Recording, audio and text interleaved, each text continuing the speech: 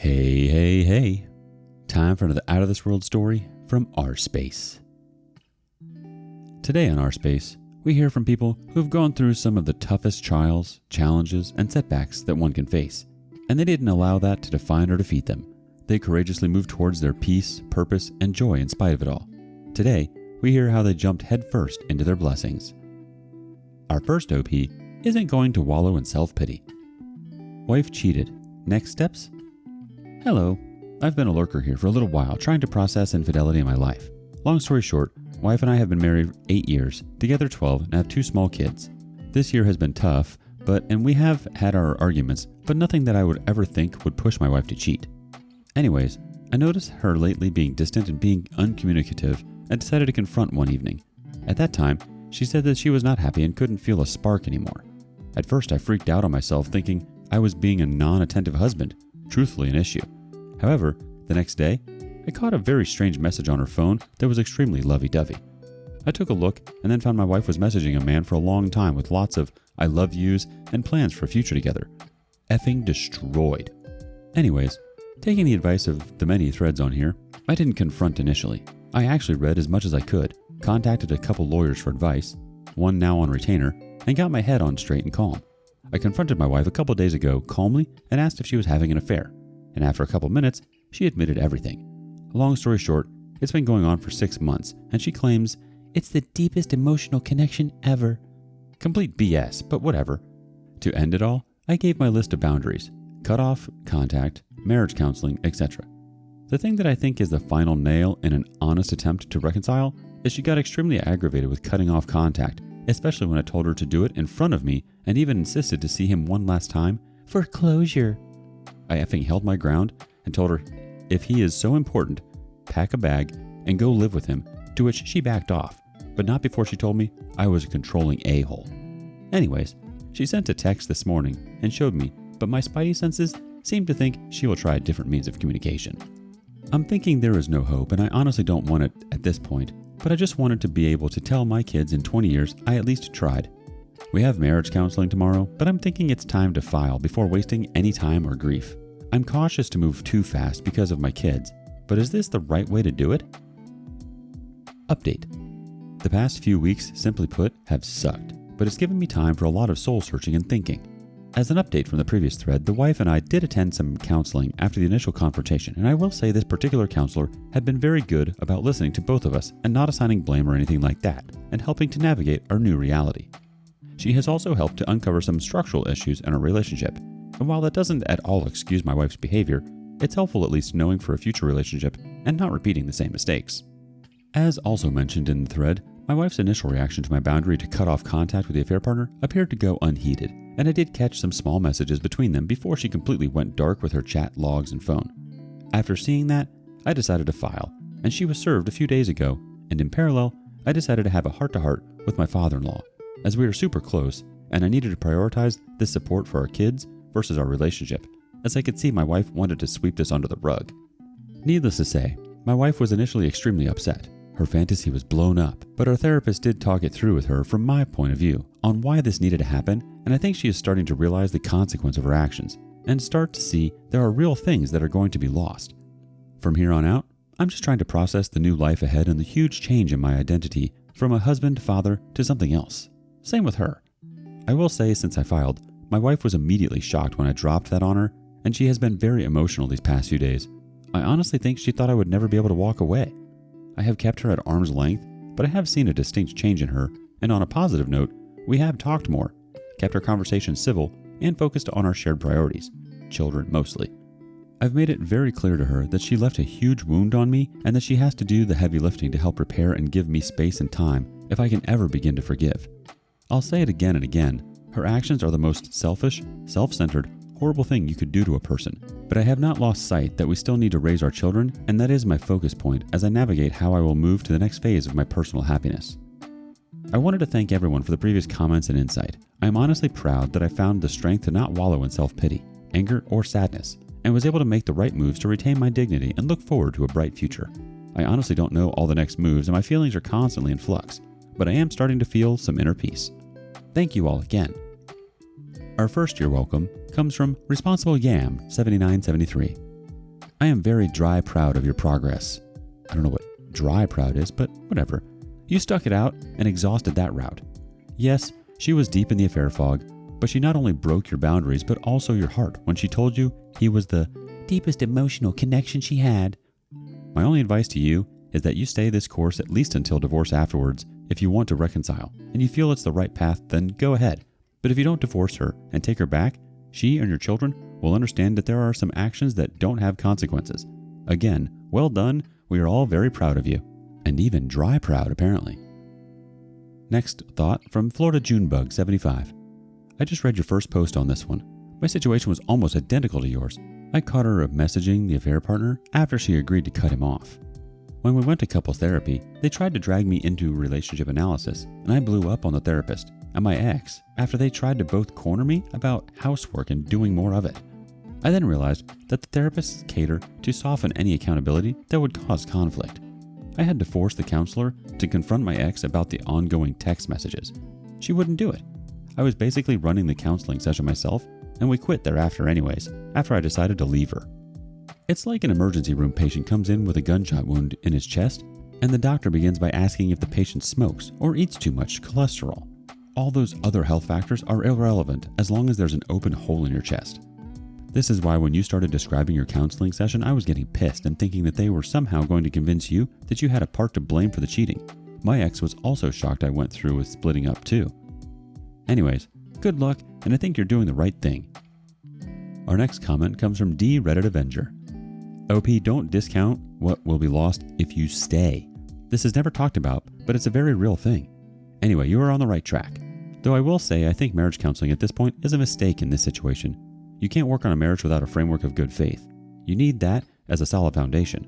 It takes consistent effort for a wayward spouse to build that, and it's something that needs to be earned. It's just a waste of money to try to do that right after an affair, like putting up walls on a dirt slab. I think the reason why filing brings peace is because one of the things that is stolen from you by cheating is your ability to have agency in your life. You recover this when you file. Your future is no longer subject to your cheating spouse, who by actions forced you to make uninformed decisions about your future. Filing immediately regains control. Even if you eventually stay together, it balances the scale to a more even level of control. I would be prepared for the possibility of a sudden change of heart by her. Affairs have none of the cares of real life. It's very easy to have the best relationship of your life when the only time you spend together is taken up by only the fun stuff. There is also an artificial intensity that the forbidden nature of the relationship builds.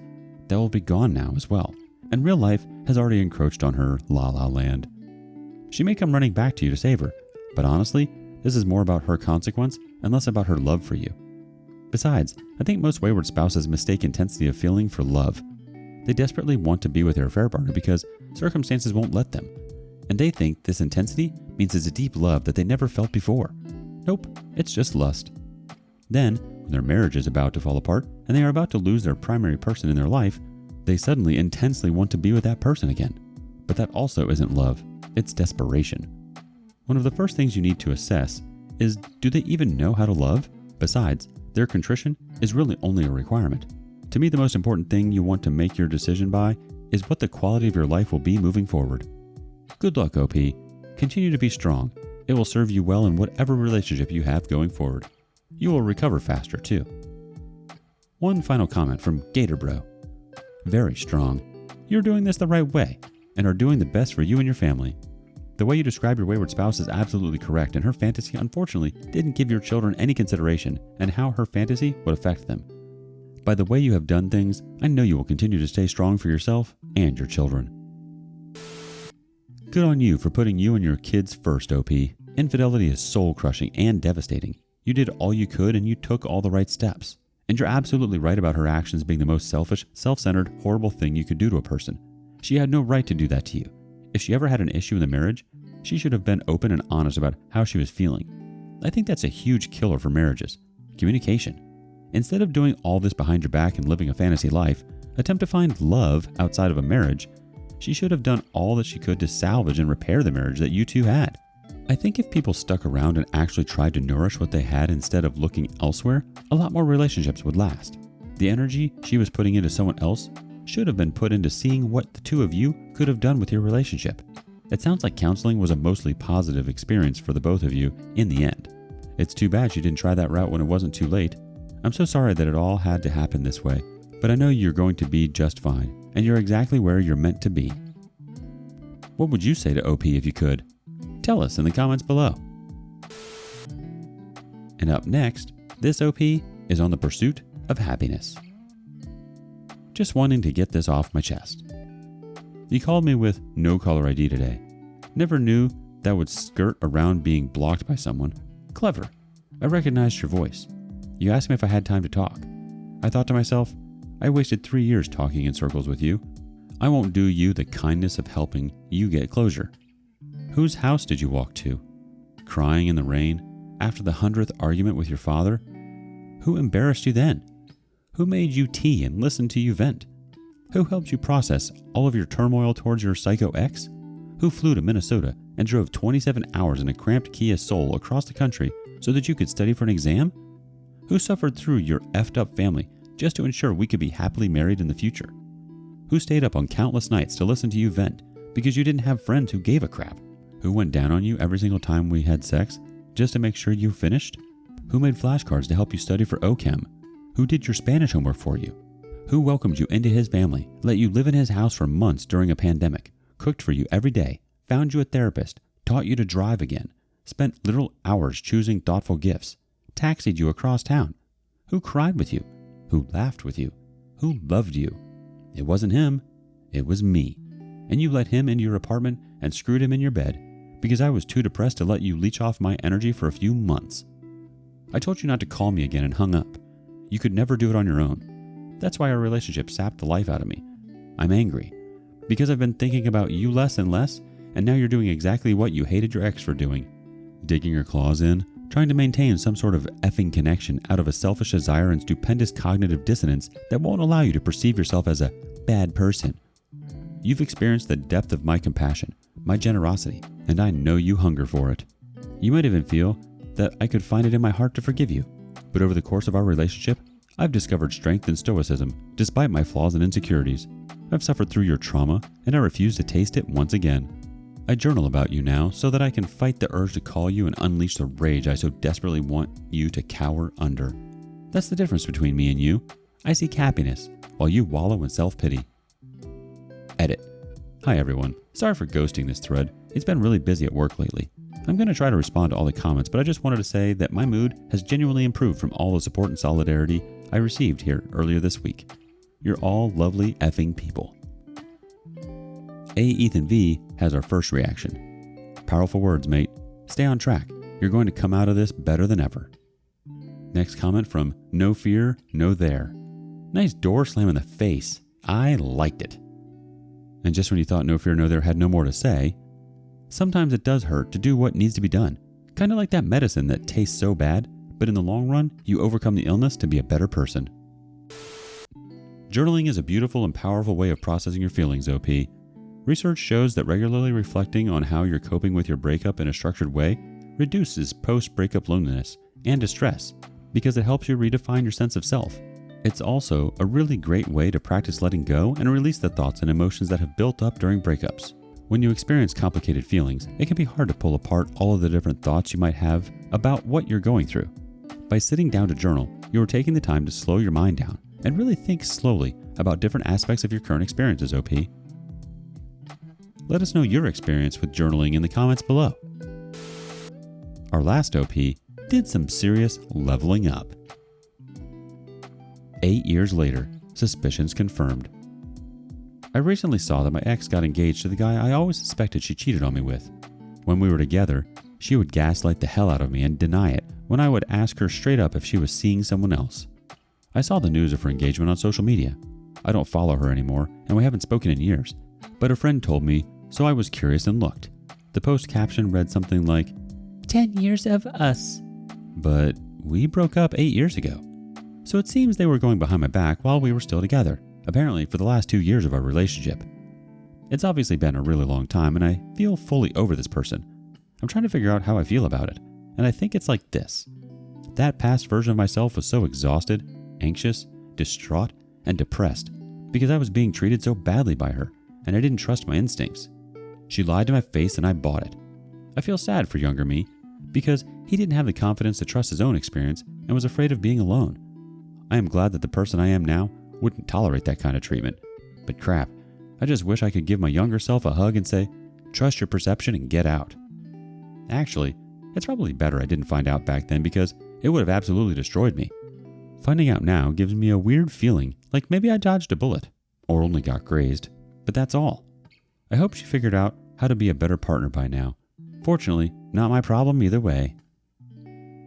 The community has a couple thoughts they wanted to throw at this OP. First, Fit Acadia 8074. What a scum. You feel vindicated to know you weren't crazy for having suspicions. Shake my head, let karma do its thing on them, and you focus on your prosperous life you have. All the success and happiness for you, mate. Next comment from Tokyo 245. You're so much better off without her. Also, it's funny because that relationship is going to be toxic as crap. They both know what each other is capable of, and they'll constantly be looking over their shoulder, hoping the other one doesn't get bored and decide to go run off with someone else. I hope you're doing well and have found more stable and loving relationships. And one more thought from Mysterious Teaching 30. The sad news for the rest of humankind is she's probably going to procreate and raise kids just like her. You dodged a bullet. Her truth is a lie and will always be born of a poisoned tree. Glad you're over it though. Wow, I'm so proud of you coming so far, OP. These feelings are all signs of growth. You've done a tremendous job at finding yourself and becoming the person you were meant to be. Take a look at how beautiful your life is despite how it ended and all that pain you went through. You should be so proud of yourself. Thank your younger self for having the courage that you did and for standing up and fighting the hurt and the pain. What an accomplishment. Thank you for joining us today on rSpace. Don't forget to like and subscribe and hit that notification bell. Also, please let us know what you thought of today's content. Until next time.